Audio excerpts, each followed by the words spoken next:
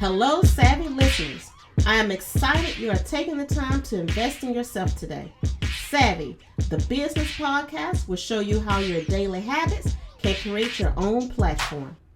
Experts will share solutions and efficient tips to create a roadmap just for you.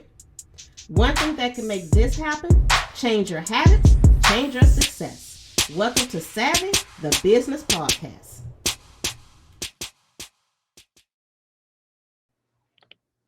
Hello, everyone. Thanks for joining me on Savvy the Business Podcast. I'm your host, Melissa Ambers. Today, we're going to talk with Mr. Quincy Collins. He has a nonprofit organization that is geared towards helping the community. With COVID and even before COVID, post-COVID, there's always a need to help the community with food drives, and then especially now with the kids at home and so many people are losing their jobs, hours are getting cut. I mean, this is not anything that's a state thing. This is a global thing that's happening. And he has, created this organization to be sure that there is someone else that's out there to help, because it's so many people that's in need now. And, some organizations they just don't have enough. And being able to have one of these nonprofit organizations is crucial to the community. And he is in the area of Fort Bend, which is in Texas. It's outskirts of Houston. And I want you to be sure you listen to everything that he has to say, what's offering, and especially the things that he need right now. So you can be sure to contact them and whatever you can do to give them the support that's needed. Thanks, Quincy, for coming on and joining us this morning. No, thank you for the opportunity, Melissa. We greatly appreciate it. Uh, you know, it- to have someone like yourself, you know, allow us to come on and just, raise awareness is simply amazing. And we really can't thank you enough. Absolutely, absolutely. So tell us about your organization and why did you decide this is the direction you want to go? Hey, savvy listeners, it's your girl Tracy. You know what time it is? It's time for a little coffee cup therapy. Get your coffee and come on in and join me real quick. So, I've been thinking, let me tell y'all something. Don't ever ask anyone's permission to pursue your dreams. You know why? Because your dreams belong to you, and they're important and they matter. And don't let anybody tell you any differently. Okay? Remember, you're the captain of your own ship, the author of your own story. So you are the one that's in charge to make these dreams a reality. So I say, work hard, dream big, and make those dreams a reality. You know that old saying, go hard or go home. So go out there and be awesome today, folks. Have an absolutely amazing day. Enjoy your coffee. And remember, this world absolutely needs you. Oh, and one more thing. Don't forget, send me some feedback and send those emails to media@savvymag.biz. I hope to hear from y'all.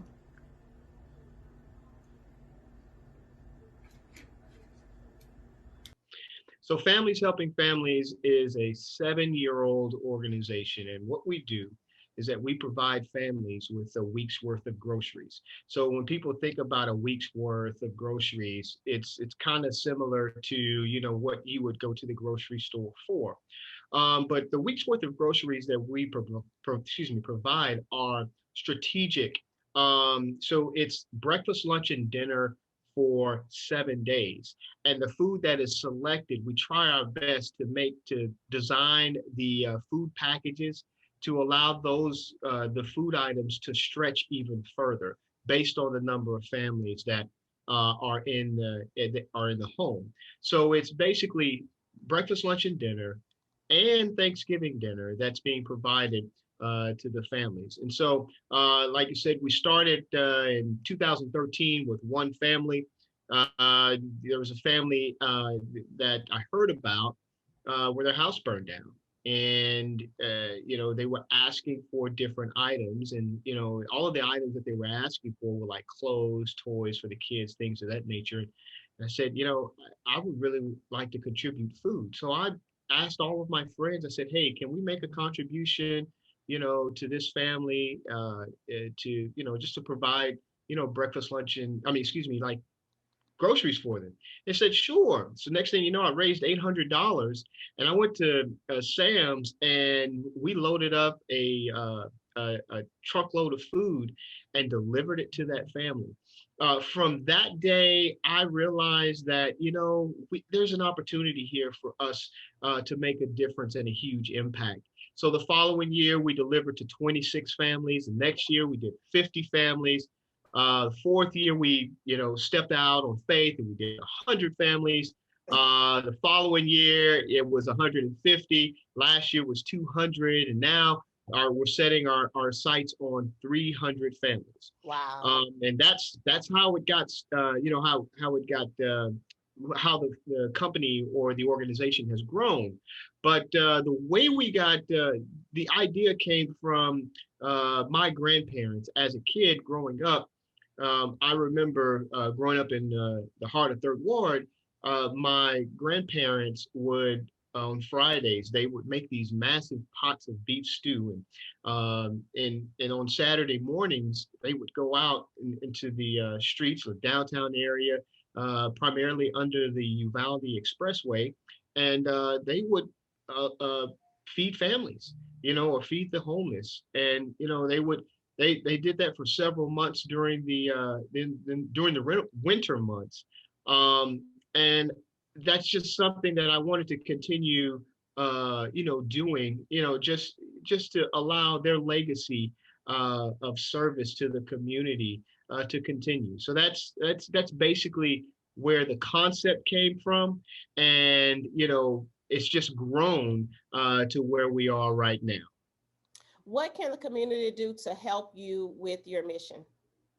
So what we need right now is donations.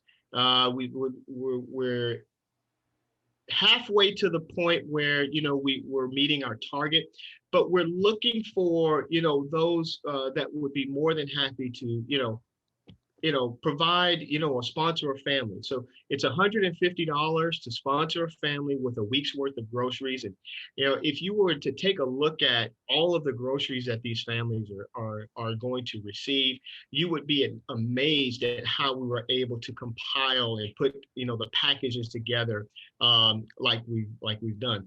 On average, a family will receive roughly around 50 items, and all of those items include perishable and non-perishable items. We're talking about chicken, wings, ground beef, and so we, like I said earlier, we take it to the next level and we try our best to add additional items that could stretch the grocery. So when you get pasta, you have the pasta sauce, but then you also have the meat. So instead of getting you like a small pack of meat, we try our best to get the 3 or 5 pound bag of ground beef. And then that allows that ground beef to stretch not only for the pasta, but it gives them other means to utilize utilize the meat.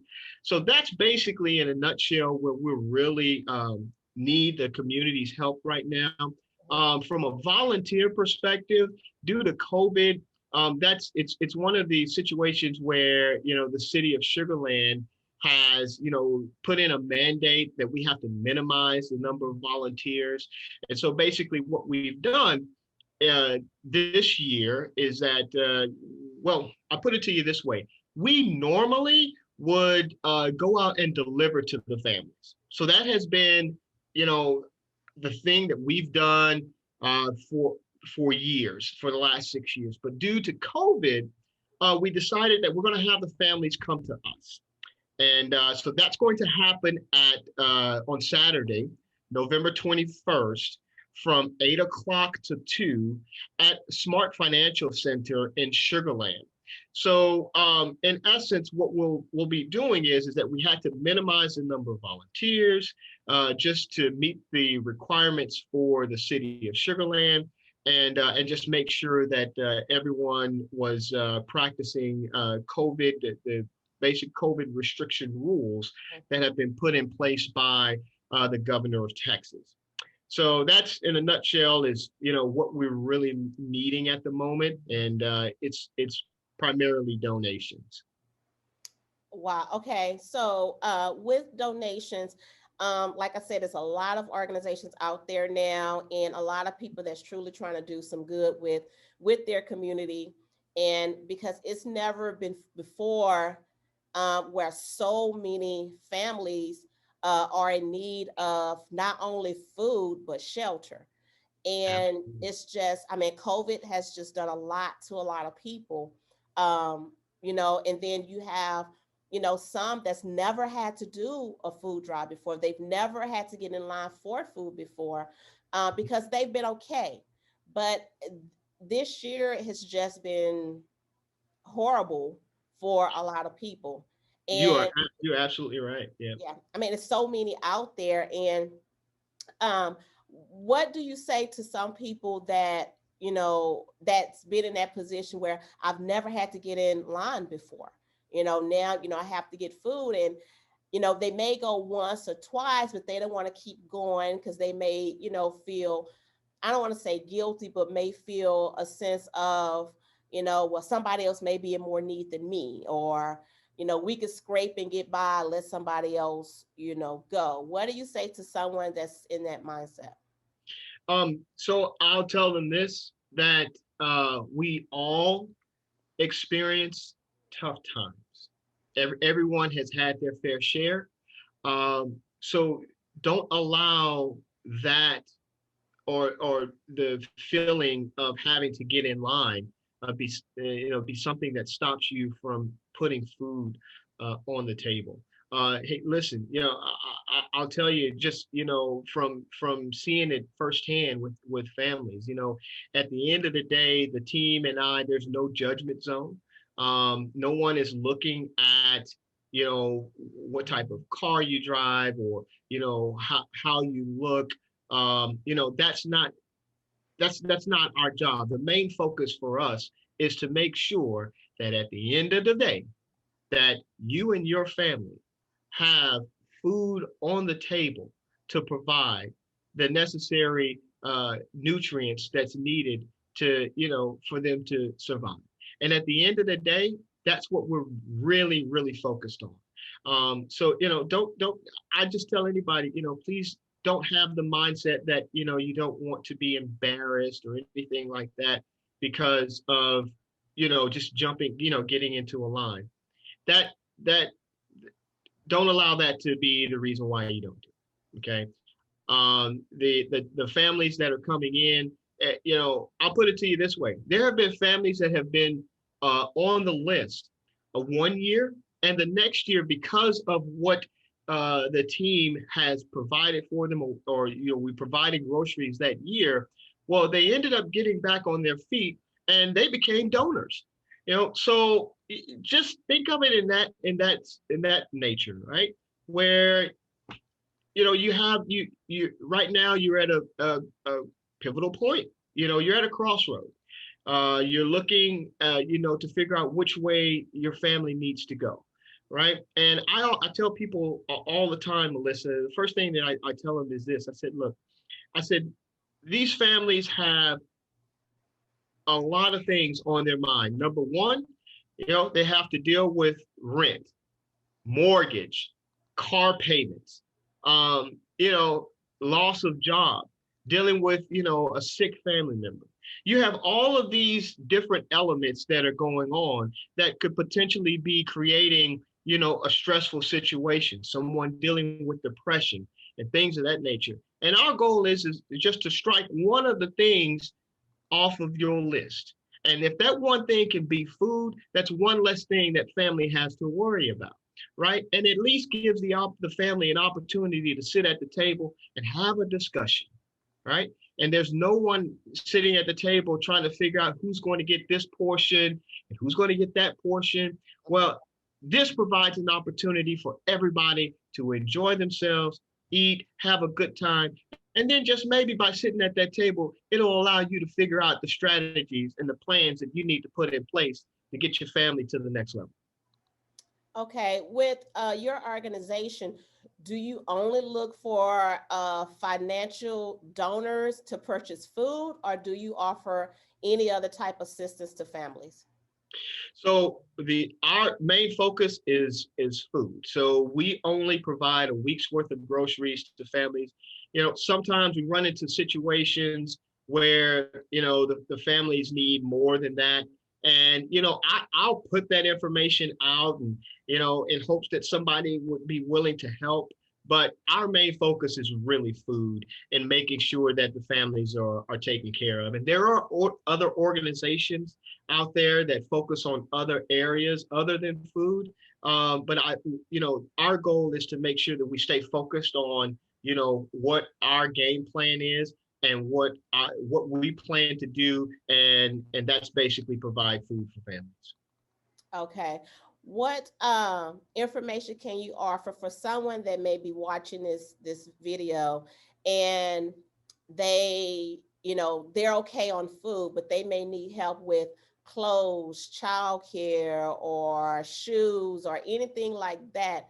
What information can you give them, or why would you refer them to? I would refer them to, whatever city they're in. There are several multiple organizations. Look on your city's website for help in that's in the area, because there are a lot of organizations that are aligned with your city that would be more than happy to help during these trying times. So if they're looking for areas or places for people to help in those specific areas, the first place to go is to reach out to your local authorities, and they will be more than happy to point you in the right direction. Okay. How can someone get in contact with your organization if they want to be a volunteer, if they want to donate, or if they, any other type of assistance that they can offer? You can go to our website at www.fhfhouston.com. It gives you all of the information that you would need if you want, you could become a subscriber, and if you want to understand what we're doing and how things are done within the organization, that's a great place. It gives you information about, how we got started. It kind of gives you some ideas and photos that you could see, and you'll help you understand our mission and our goal, and all of the people that we've helped over the years. You're able to donate.